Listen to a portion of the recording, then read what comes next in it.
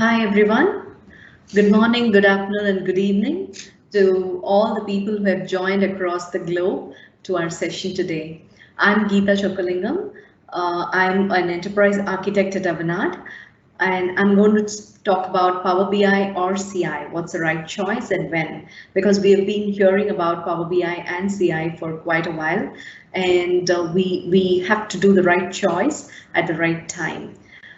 So let's get into, and thanks to our sponsors, Script Runner, DQ Global, Proximo 3, Redspire, Agilicis, Hitachi Solutions. Thanks for this great opportunity, Scottish Summit guys. Here's a quick introduction about myself. I work at Avanade. I'm an enterprise architect. I'm a Singapore BizApps community lead, and also my core expertise is into Dynamics 365 sales, service, and marketing, and also Power Platform. And here is my LinkedIn Connect. If at all you wish to connect, please feel free to do so. Yes. Before we start to look into what business intelligence is or data analytics is and Power BI and customer insights, let's take baby steps to understand the basics of this. So first of all, data analytics is being done to derive these insights and to get the business intelligence, right? So if you ask me, business intelligence involves the use of data to help make business decisions. So BI refers to technologies, applications, practices, processes, which all form a part which will help you make an informed decision. So the purpose of business intelligence is to basically support to take better business decisions. Data analytics too will help you in the same. So for us to understand the hairline difference between these two, let's deep dive into the 5 categories of data analytics. So when you say data analytics, you have 5 categories in it. You do descriptive analytics, diagnostic analytics, predictive analytics, prescriptive analytics, and cognitive analytics. So if you see descriptive analytics, what it helps you with? It helps answers questions that are about what has happened in the past based on your historical data. The second thing what it helps you with is you can create KPIs and matrices that can help you track the success or failure of your goal or objective that you've set. Let's move on to diagnostic analytics. Diagnostic analytics, it helps you to answer any question that is around why those events happened. Basically, it will supplement descriptive analysis. You would have identified what has happened in the past from your data. And when you had to know why it happened, yes, diagnostic analytics will help you. Basically, it helps you to identify the anomalies in the data, collect data that constituted to the anomalies, and discover the relationship and trends to explain why it has happened. So these descriptive analytics and diagnostic analytics will constitute to achieve business intelligence, which means to gain insights to what has happened and why it has happened. The other 3 analytics, if you see, those are towards business analytics, which means you will further analyze and you will predict your future and decide what actions can help you avoid certain situations or achieve success. And cognitive analysis will be supplementing you to understand the various channels that you have and how you can actually fine-tune your communication with the customers. Let's go one by one out of these business analytics categories. So first comes predictive analytics. Basically, predictive analytics will help you answer anything around what will happen in the future. So statistical and machine learning techniques will help you to understand what could happen in the future, basically to predict what can happen in the future. Next comes the prescriptive analytics. This will help you answer which actions should be taken to achieve a goal or target. So how it happens is you need to have that much historical data for your machine learning algorithm to go check into your decisions that you've taken and your achievement or failure, that was the outcome of those decisions. And then depending on the analysis, it will suggest you the actions that you could take. So basically, this all will involve advanced machine learning algorithms that needs to be put into place to analyze your past outcomes and suggest you the next best actions.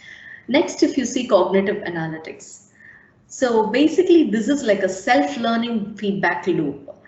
You go into your knowledge base, check what have you done with all your communication with your customer, and it might be your conference calls from your contact center, or it could be from the email conversations from the agents that could have happened, and doing an analysis of all of this, which could be an image, which could be text processing, or which could be your voice to text processing. After doing all of this analysis and sentiment analysis, it will help you learn what might happen if the circumstances change, and you can determine how you might handle those situations if it happens in the future. That's how these analytics help. So obviously, if you see out of these categories, if at all we consider Power BI, which is a business intelligence tool, right? So we will be handling the first two analytics, whichever we have highlighted here, which is the descriptive analytics and diagnostic analytics. So let's deep dive into Power BI and see what it gives. On the right side, if you see, that's just a colorful Power BI dashboard that has been provided. That's a sample that I've taken from the Microsoft Docs. So basically, this is a business intelligence tool, right? So it helps you make confident decisions based on data analytics. Basically, the first two analytics, right? Diagnostic and the previous analytics that we had. It is a collection of business intelligence and data visualization tools. It is a collection of tools. What do we have?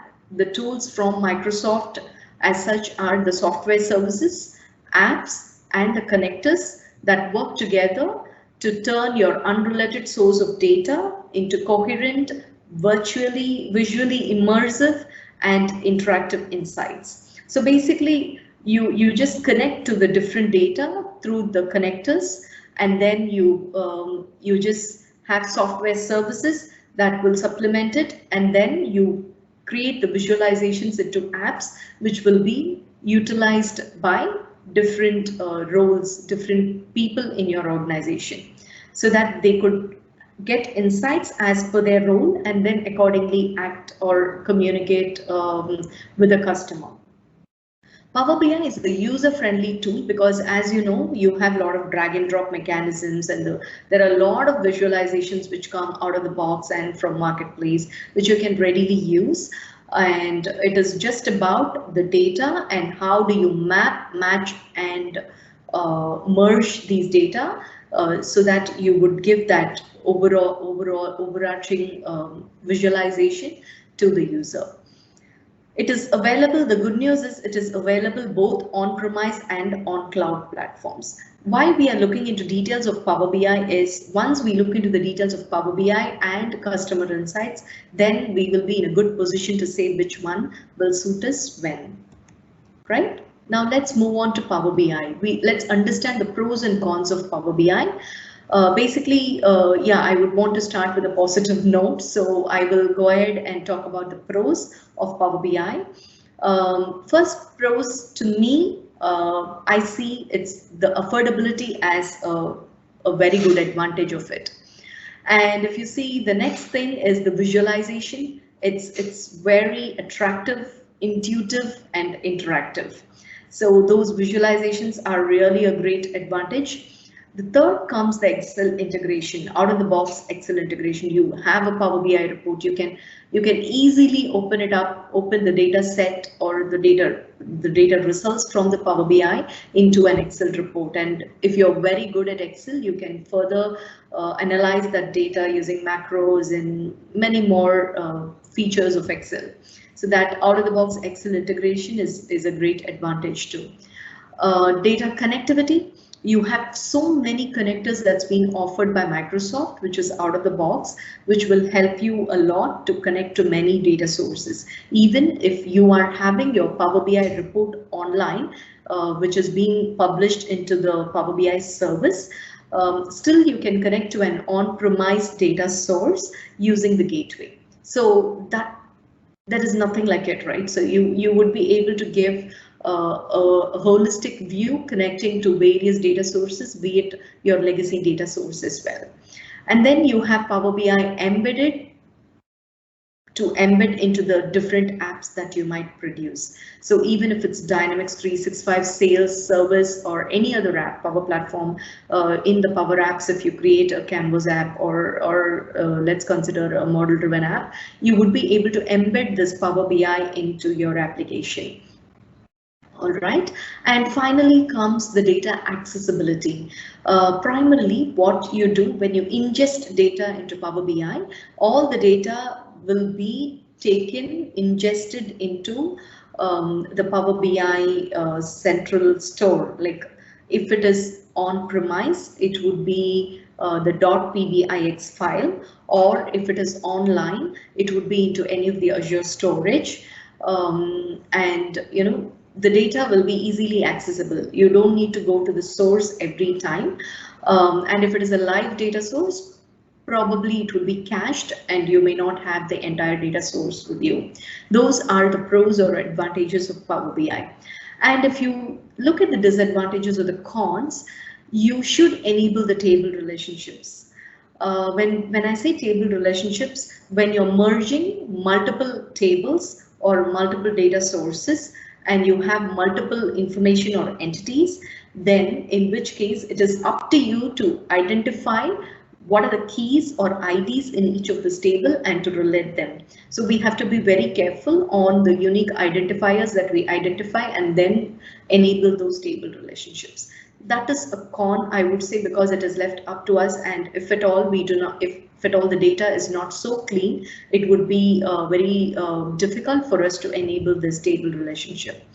And configuration of visuals. We have too many visuals, but when we have to configure these visuals to make it appealing, it's actually a crowded user interface, and it is very difficult for us to achieve something custom from the available visualization. We might use the as-is configurations that we have from the visuals, but we may not be able to achieve some custom custom visualization from the existing ones.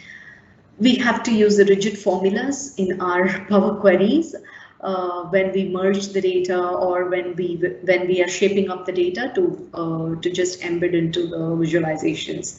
So we have to be very much aware of the rigid formulas, so it may not be user friendly. That's one of the disadvantage I see. Then when we are handling very large data volumes, you may not be able to go with the free Power BI license that we get usually, and you might need to get two licenses, which is Power BI Pro and Power BI Premium, one for the capacity and one for the user license, which would allow you to work with a large volume of data. Howsoever, still it may not be as good as your CDP, which is Customer Data Platform. It may not work so well as that. So handling large data volumes is again a problem with Power BI. We have many tools with Power BI. As I indicated earlier, it's a collection of tools from Microsoft which will help you achieve the business intelligence insights. So all these tools, it's hard for us to master, one person to master, and to easily understand what tool is for what. So that way, I feel it would be difficult for any layman to easily accommodate these tools and utilize these. Let's move on to look into the customer data platform. We know customer insights. We have heard of customer insights enough. That customer insights basically relies on this customer data platform, which means this is a unification of customer data, customer-centric data, which is available in your platform for you to further derive intelligence from the data. What happens with the customer data platform is that Microsoft has provided us, meaning like it is a sample use case scenario wherein I've just assumed that if at all your enterprise is having an omni-channel marketing that's been enabled, and then sales, service, customer service, if all of this are geared towards the individual conversation, like with the customer, then maybe customer data platform is the ideal suit for you, so that as you transform and grow, it would be easier for you to scale up and to have a 360-degree view of your customer. So primarily, if you see customer data platform, what is the objective and who will be the users of it? When you need to have enhanced customer experiences through personalization, then yes, customer data platform will help you achieve that. And you need to have, when your marketing guys and sales guys and service teams, they all wanted to have personalized experiences and personalized views of the customer profile. Yes, customer data platform would be a great deal to easily achieve that.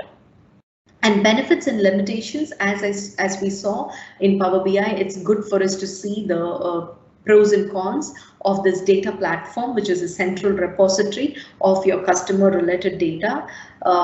Let's look into it. Basically, it's flexible to respond to changing trends.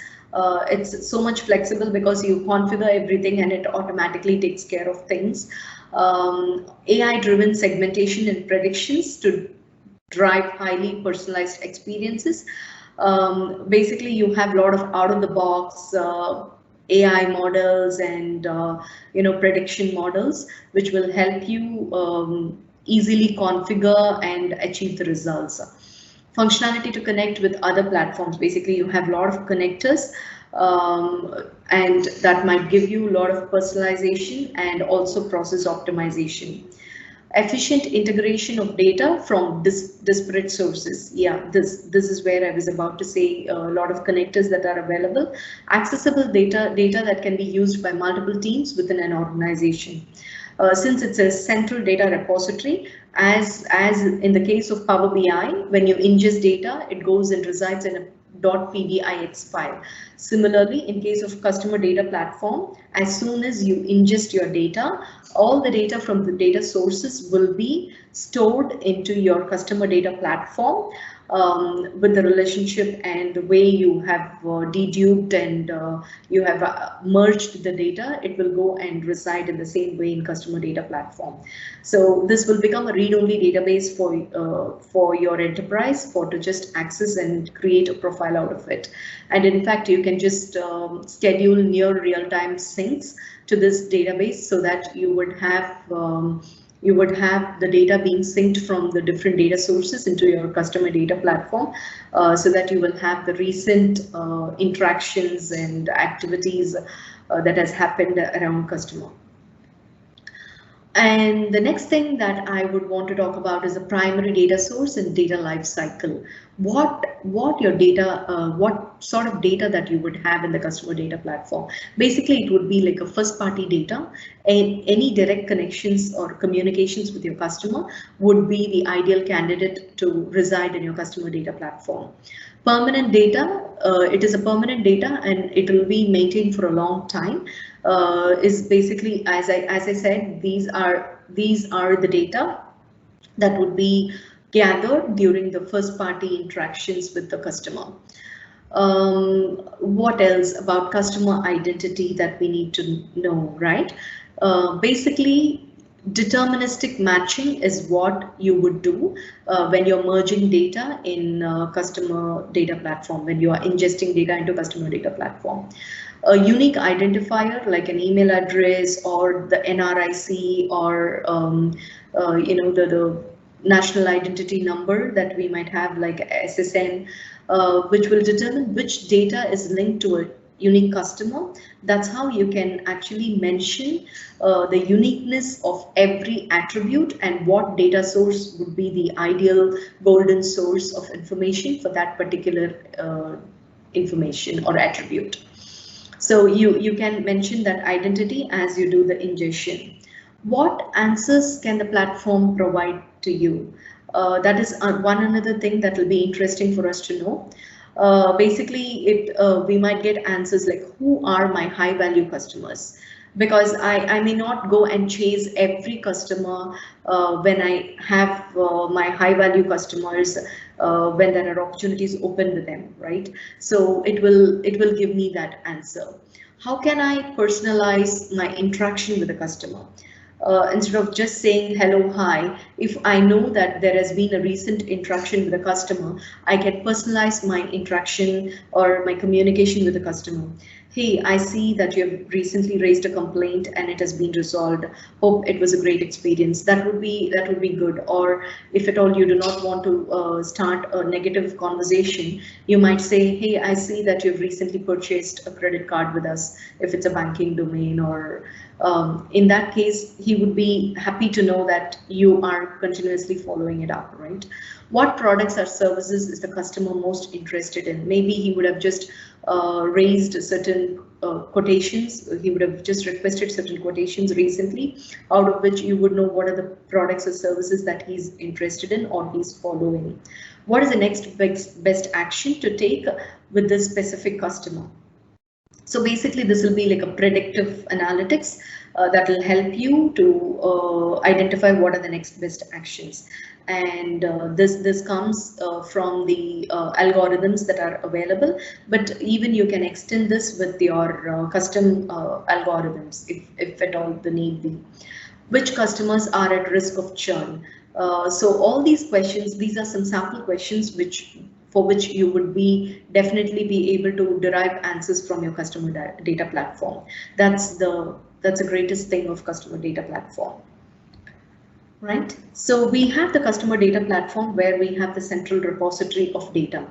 Now let's see how the customer insights supplement it and provide greater insights into that data that is being ingested into the customer data platform.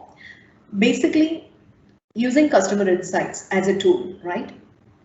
First step, what you would do is you will bring together all the transactional, behavioral and demographic data in real time to create that 360 data, which means you will do the unification of all of this data around the customer.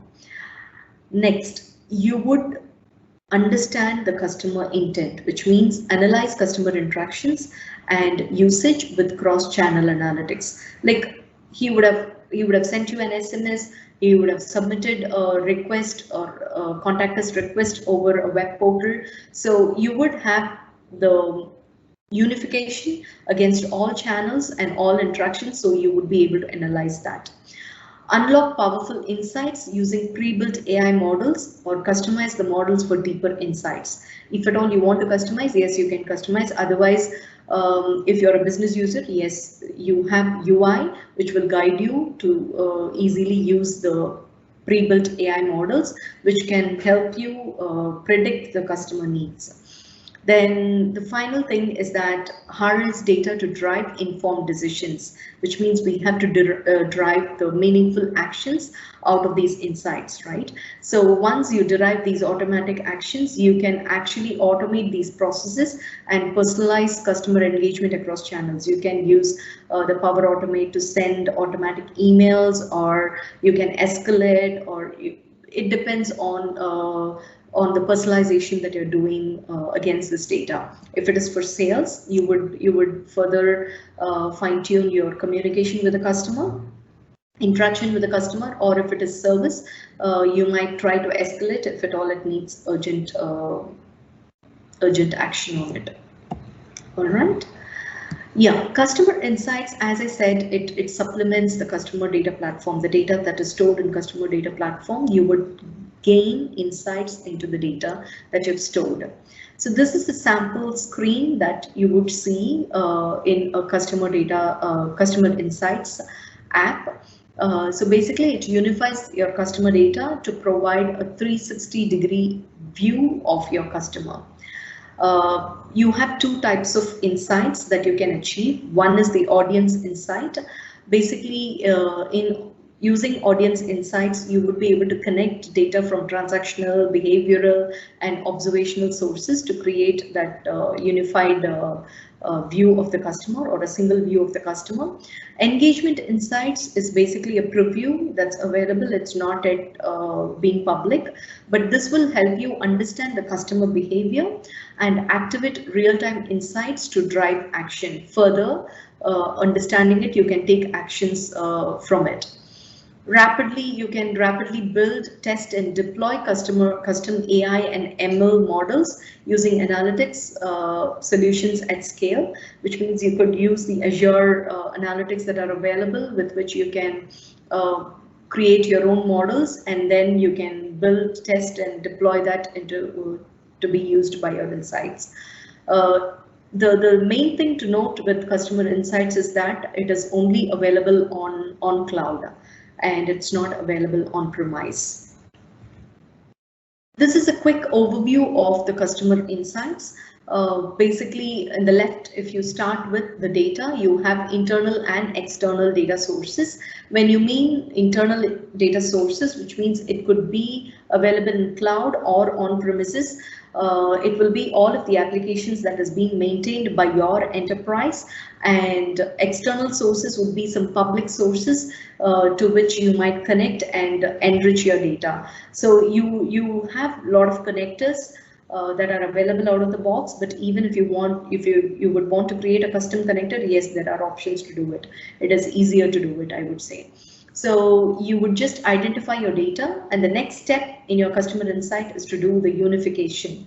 When you do the unification, ingestion is the place wherein you would try to get data from all of these data sources and then ingest it. When you ingest it, you will try to identify the key IDs, or you might use the out-of-the-box AI algorithm, wherein you would do some fuzzy logic matching, and you would map and match, and you would merge the data, and then you would insert it into your customer data platform. And you would also do the conflation. Basically, data conflation, if you see, it would be like it would be the automation of automatic fusion of customer data based on various identities.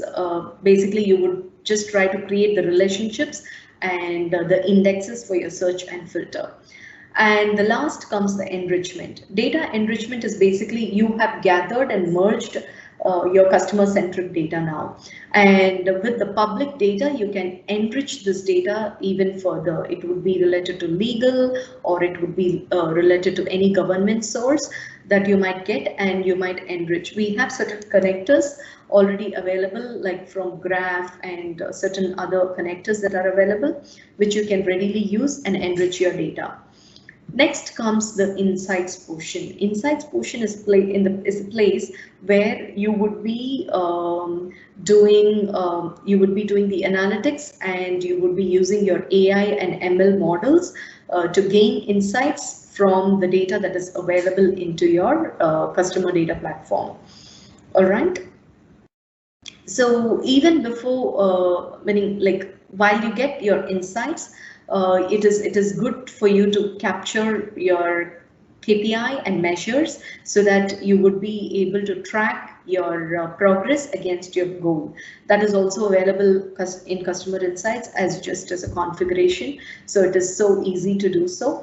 And the predictive scoring will be part of your insights, wherein you can build, deploy, and optimize the ML models if at all you need be, like how you do the lead scoring. But even otherwise, you would have the certain ready models that you can readily use. All right. The final step is the actions that you would drive from your insights. And how could you automate that? There are like, what are the actions? First step is that you would empower your business users with specific customer 360 information so that they could, even if they had to take a manual action, they would be taking it efficiently. And then if for marketing users, it would be more targeted marketing that they would do, because they would be able to create the appropriate segments and then address those segments with the appropriate marketing materials and the marketing channels, right? Process automation, yes, you would use Power Automate or Logic Apps with which you would actually automate your processes. And you would automate your actions as well based on your KPI and ML results. So this is how it makes a circle wherein you get your data, analyze, and then you take your action so that you might prevent the results that has already come. If at all it was a failure result, if it is a successful result, then maybe we can follow that path and it would be suggested by our model as the next best action next time. So now we have seen the pros, cons, what is customer insight, what benefits or the features that customer insights have, the customer data platform, how it helps, and what are the benefits and disadvantages of the Power BI, and where all we can use Power BI. Since we have seen all of this, now it's time to know how to choose what technology that is required for us. So basically, when we had to decide something, we need to have a goal we need to know what we need, right? So basically, we have to answer these questions as you see in the screen. Like first step is that whether you need CTP. And to answer this, we have certain follow-up questions that I have put up that will help you identify whether you need CTP or no. Then the next thing is that type of data analytics required. If you remember, we saw 5 types of categories of data analytics, and we need to decide which data analytics that we require. The third thing is that how much data volume that we are assuming to just churn and then derive insights from, and like how much historical data that we have that can help us drive the next best actions. Last but not the least, the time and effort that you need to put up to achieve the results, right? Because as you know, customer insights will help you achieve your results quick because it is more of a configuration and it is user friendly. That way, customer insights would be easier to deploy. Data volume and historical data, yes, you need to have all of this. If at all you need to do the predictive and the prescriptive analytics. So that will help you decide that way as well. And the type of data analytics required, yes, both of them go hand in hand. If your data volume is high, Power BI, you have to be careful when you decide Power BI, and you had to make sure whether you are okay to go with the Power BI Premium and the Pro licenses for you to churn out the large data volume, and you had to think about your strategic plan of your enterprise data transformation plans that you might have. You might consider all of that and then come to a decision of those. For you to decide whether you need CDP or no, these are the 4 questions that you can ask yourself, and it can help you understand whether you need CDP or no. Are you focusing on personalizing individual experiences? Like for marketing, you need to give a different experience, sales, service. If at all you need to give all of this different experience and all of them are customer centric, then yes, CDP would be the ideal choice for you to make. The second thing is customer 360 is the data aggregation aimed to be customer centric and also expected to produce your single view of customer, then yes, CDP would be a greater choice for you. Third thing is data source. Yes, you would want to produce customer 360, you would want to have personalized experience, but if at all your data source is only one, right? Like for example, you are just having Dynamics 365 customer service, and it is basically your enterprise, your company is just an SMB segment. Then basically you may not need a CDP because all your customer data resides within customer service, right? Dynamics 365 customer service. In which case it would be an overkill to go for CDP. So you had to identify the data sources, what kind of data, customer data do you currently have and where it is stored. That would also help you decide whether to go in for CI or to go in for Power BI.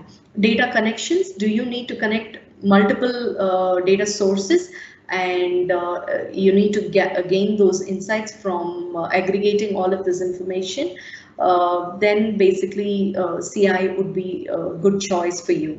But even in this case, it also depends on the data volume. So when you consider all of this, then you would have the right answer whether you would want to go for customer insights or for Power BI. So basically, this is a quick comparison between customer insights and Power BI.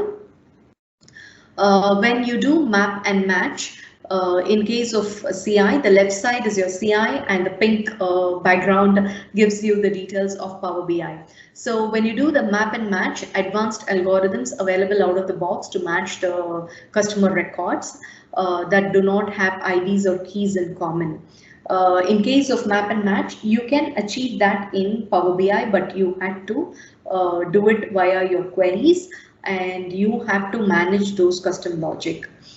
Data ranking is possible in case of customer insight, which means I can say email, when you see an email attribute, I see that email will be appropriate, will be handled right in customer service, Dynamics 365 customer service, and I would want to consider that information as the golden source of information and do not consider something that was input from the portal. I can mention that in case of customer insights, whereas I cannot do that data ranking in case of Power BI. Even if I had to do, that will be a big custom logic that I had to build within my query to indicate at the attribute level, which would consume a lot of effort. The second thing, if you see, is the central repository where data is ingested and maintained for a long time. So which means you would just do incremental updates to your customer data platform, and to get a view from that read-only data source will be easier. Whereas data ingested from Power BI, in Power BI, data is ingested into PBIX file in case of on-premise or desktop. Otherwise, it is stored into Azure. So however, large data volumes would be a problem. The third thing is that extensible machine learning modules can be used to create measures and KPIs. And in case of Power BI, KPI visuals can be used. However, the developer should indicate the goal or measure, because you cannot define a goal or measure. Rather, the developer had to say which calculated column can be used as a goal or measure, and which calculated column or aggregated column will actually give you the actual value against which you would be tracking your outcome. The fourth one will be the third-party data that can be used to enrich, for which you have a lot of connectors in case of customer insights, whereas in case of Power BI, you do not have any out-of-the-box data enrichment option, but you can connect to the third-party data source and use that data to enrich. using options like Power Query, which would be again your custom development, which the developers had to take care of. So you might need to rethink about that. Customer segmentation can be done in case of customer insights, which means any marketing user can go and create the customer segment, which is as easy as anyone could do, but whereas there is no UI driven customer segmentation option that is available in Power BI. But yeah, you have Excel integration if you want to export it and do the customer segmentation from that, and the data volume is very less. Yes, Power BI can also be useful in that case. Very user friendly. The customer insights is very user friendly, as it is completely UI driven and it is value for time and money. Whereas in case of Power BI, if at all you had to achieve the same results as in customer insights, you will be spending a lot of effort and money into it. The other thing with customer insights is that personalized experiences can be provided based on role.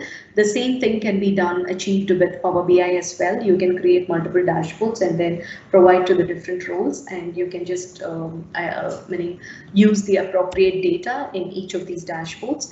Last but not the least, data analysis can be done by business users in case of customer insights, whereas complex data analysis, as in case of CI, is difficult for a business user to do with Power BI until and unless they have a very good training in Power BI.